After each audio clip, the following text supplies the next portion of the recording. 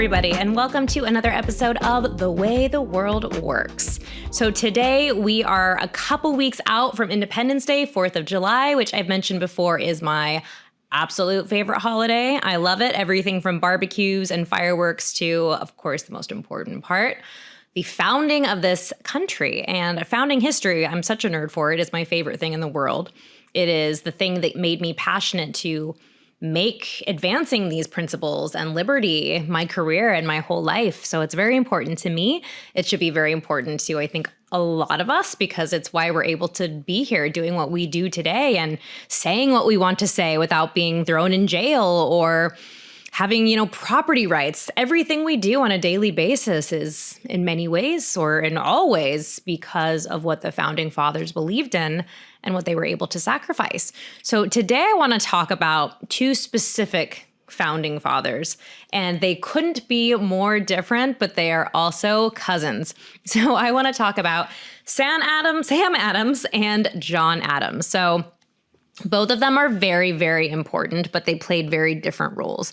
Now, they were both Massachusetts men. In fact, Massachusetts is where you're going to get like a lot of the real bulk of American Revolutionary history, because it was kind of a hotbed, as they call it, for all the major events. In fact, some of the events leading up right before the war, like the final straws, were because the British Crown was getting so mad at Massachusetts rebellion that it was like putting more and more rules on it. And finally, they just couldn't take it anymore. So Massachusetts is like where it's at. Massachusetts was the place to be if you were fighting for liberty. Now, Sam Adams was a rebel rouser, as they say.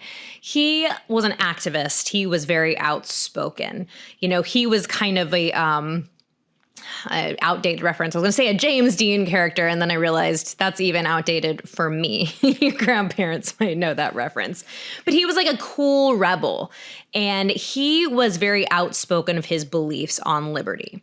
And he did not stand for anybody that didn't believe that. So for Sam Adams, the way to spread liberty was to kind of jolt people into understanding why it was important. And so that was done through activism. And a lot of it was sometimes because of violence. And we will get to that in a little bit. I hate to call it violence. Let's say, I guess it kind of was. We'll get back to that. But so Sam Adams started this group called the Sons of Liberty, and you may have heard of them before. So the Sons of Liberty were pretty cool because they're like this secret, like underground organization, because you have to remember, at this time, the British Crown and their, his enforcers, the king's enforcers, weren't going to just let people openly rebel or talk of rebellion or plan rebellion. So the Sons of Liberty had to meet quietly. A lot of times it was in like local pubs or someone's house, but a lot of times pubs, and they'd sit and they'd talk about the principles of liberty, and they'd rant about, what the king was doing.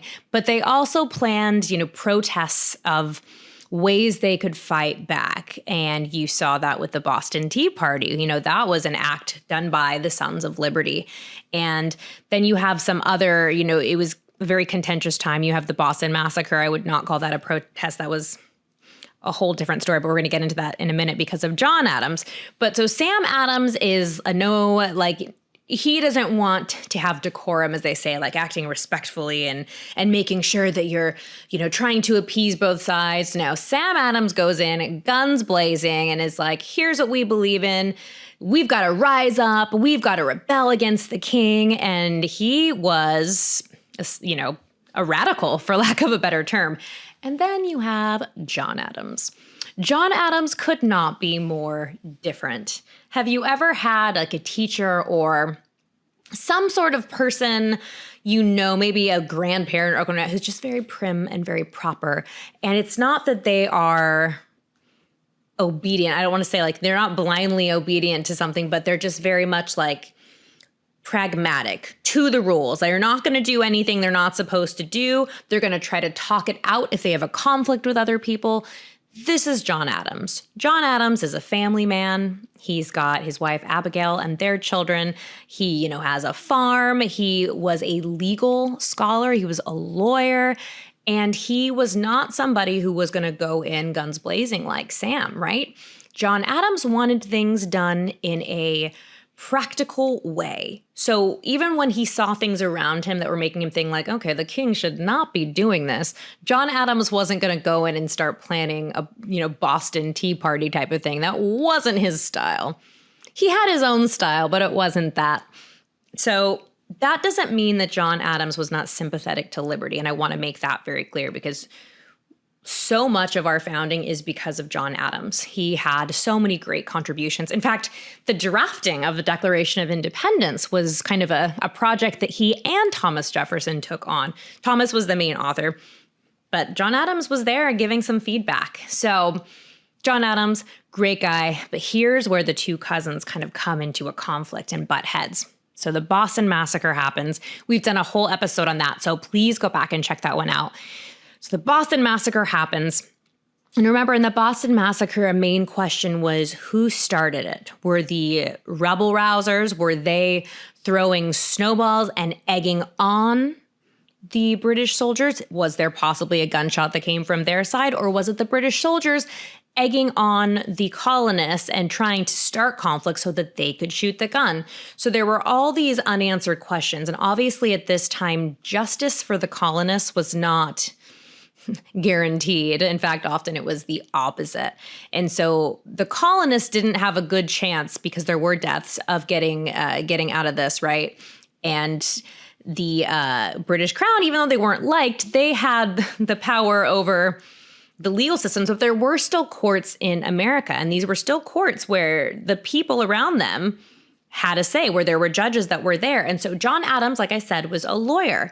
So John Adams was asked by a representative of the king to defend the soldiers, the British soldiers who were involved in the Boston Massacre. Now, like I said, John Adams was very sympathetic to liberty. He believed in everything that Sam Adams believed in, but their approaches were different. John Adams was also a little bit less radical, but they believed in the same things as far as individual liberty and that the king was overstepping his bounds. Now, at that point, John Adams wasn't ready to revolt, but he'd get there. He'd get there eventually. So John Adams is asked to represent the British soldiers. Now, this is going to make him widely unpopular. Imagine your friend is being bullied at school, and a teacher or someone comes in to intervene, and they want both sides of the story. And you want to tell your side, right? And even though you're in the right, the bully still has a right to tell his side. And that sounds crazy because you don't want that to happen, right? You're like, no, I'm right. But the whole point of the legal system is that you are innocent until proven guilty, that you have a right to a fair trial. And John Adams believed in that. Of all things, he believed in justice and a fair trial for everybody. So John Adams defends the British soldiers, which I said again makes him widely unpopular. This is a place where the colonists are not too friendly on the British soldiers living there. And yet, John Adams' defense was successful. The British soldiers were acquitted. In fact, there are some traces that this actually led to the institution of what they call manslaughter charges. That's a whole other legal question. But John Adams' work wasn't just good in that he was victorious in this particular case, but John Adams showed extreme character, that even though he believed the British were clearly in the wrong, he wanted them to have fair representation. And so he risked his reputation. He put everything on the line. And you better believe that his cousin Sam was not okay with this in the beginning. And he had a lot of issues with John defending the enemy. But John Adams knew that it had to be done. And he knew that they needed a fair trial. And, after the king, representatives of the king were like, oh, the king is very happy about you and blah, blah, blah. And I think they even offered him some sort of royal position, nothing huge. I can't remember what the exact thing is. I need to find out. But he turned it down because in his heart and soul, he's a Massachusetts man. John Adams is at his core. I don't want to say son of liberty. I was going to say that, but that's not true. At his core, he believes in liberty, but he believed in doing it pragmatically in a way where people could look back and say everything was done by the letter of the law. Now, Sam Adams, I mentioned violence, and the reason I said violence was because the Tea Party was a little bit. It wasn't great because they were throwing tea off, right? But why did Sam Adams do that? And where John is pragmatic and Sam wasn't, does that mean that Sam, just because he had different methods, wasn't doing what he thought was the right way to get liberty? And the answer of that is that Sam Adams believed in something John Locke, a philosopher that a lot of the founders believed in, called the right to revolution. That when a king or when a government suppresses you so badly that you don't have your rights, that you should try every single thing you can to get the government or the king to listen to your side, to get justice. Everything you can to do it peacefully. If you absolutely can't, then there is justification for some violence. And that is where you can, argue that Sam Adams definitely believed that they had exhausted all options, because they had. And again, I don't know that violence is the right word when we're talking about the Tea Party. It's more destruction. Let's say destruction. I think that's much better. So Sam Adams, I think a very big argument can be made to say that he did think that's what was happening. But John Adams just took a different route. And so I in this game of cousins where it's John versus Sam, and you have to ask, okay, well, which one of them was in the right? Which one of them did we need to make our country what it is? And I think the clear answer to that is we needed both of them. It took people like John Adams, whose character was so astounding even when he was going to lose his reputation among the colonists. It took that character, but it then also took Sam Adams' willingness to stand up and say, no, I'm not just going to sit around this pub and talk about this anymore. We need to do something about this. It took both kinds of men to make the revolution what it was. And it's one of my favorite stories, the two of them, or at least my favorite characters in American history, because it is so funny that they're cousins and they're so different, and both so important. So really fun story. If you want to know more about the American Revolution and some cool things about Sam Adams and John Adams, highly recommend the Tuttle Twins Guide to American History. This one is from 1215 to 1776. 1215 is one of the most important years for American civilization, even though it was before America, because it is the year the Magna Carta was signed. My favorite document. We've got an episode on that if you want to check that out.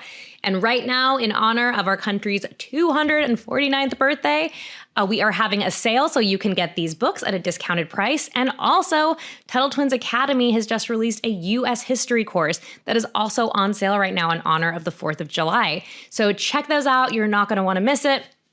These books and these courses have the things that you're not going to find out in regular history classes or textbooks. There are things I'm finding out in these that I didn't even know, and this is my favorite topic. So check those out. We will leave it there. Please don't forget to like and subscribe to the podcast. And until next time, we will talk to you later.